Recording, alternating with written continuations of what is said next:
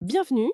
Aujourd'hui, on explore ensemble l'engagement assez récent du Grand Orient de Suisse, le GOS.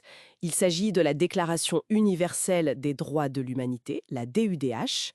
On se base sur des notes internes du 1er août de 2025 et puis un article de leur site web. L'idée, c'est de comprendre pourquoi, pourquoi ce geste et ce que signifie cette fameuse déclaration aujourd'hui. On commence avec un fait assez fort. Le 13 mai 2025, à Genève, aux Nations Unies, le grand maître du GOS, Christophe Ravel, signe cette DUDH. Et c'est la toute première obédience maçonnique à faire ça. C'est quand même un geste, non? Ah oui, tout à fait. C'est notable. Cette déclaration, elle date de 2015 et elle repose sur 4 grands principes.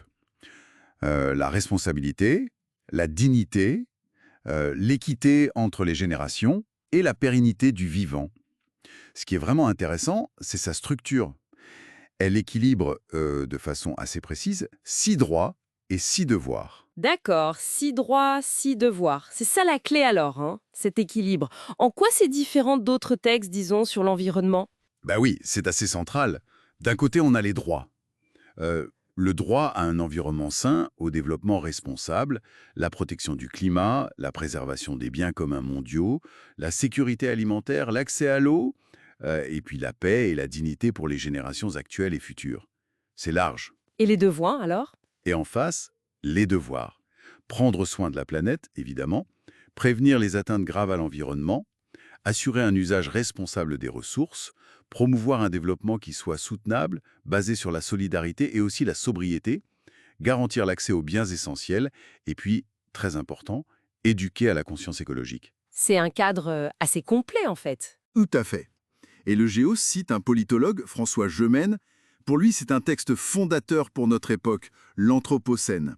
Il dit que ça prolonge la déclaration de 1948, mais en liant fortement l'éthique et le droit.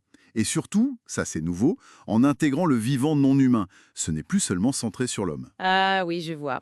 Donc le géo signe, mais il ne s'arrête pas là si je comprends bien les notes. Il y a une volonté d'ouvrir la voie, c'est ça? De mobiliser d'autres obédiences. Exactement. C'est une excellente question de savoir si c'était attendu ce rôle. Traditionnellement, ce travail se fait plus en interne, mais là, oui, il y a une démarche très externe. Ils ont partagé l'info avec l'Alliance maçonnique européenne, l'AM, ils ont présenté le texte au CLPSA, à l'UMLI. Ce sont de grands regroupements internationaux, hein. C'est vraiment une démarche pour influencer. Et est-ce que ça a pris? Est-ce que ça a fonctionné? Ben, d'après les informations qu'on a, oui. Les notes parlent de dizaines d'obédiences qui ont suivi. Et ça, un peu partout dans le monde, dans des cultures maçonniques parfois très différentes. Donc on peut penser que le GOS a vraiment touché une corde sensible. Un sentiment d'urgence partagé, quoi. Oui, cette urgence, ça revient beaucoup dans ce qu'ils disent. Absolument. Il y a cette phrase forte du GOS, l'heure n'est plus à la méditation seule, mais à l'action éclairée. C'est un appel direct, hein. Responsabilité individuelle, responsabilité collective. Ils invitent leurs membres à signer personnellement la déclaration, à diffuser le message face aux crises qu'on connaît, climat, biodiversité. Le message est assez clair, il faut agir. Et ce n'est pas tant pour sauver la planète, elle s'en sortira, mais pour préserver l'humanité en fait. Les sources mentionnent même une analogie assez percutante, non? Oui, oui, il y a une citation d'un biologiste qui est reprise. C'est assez frappant.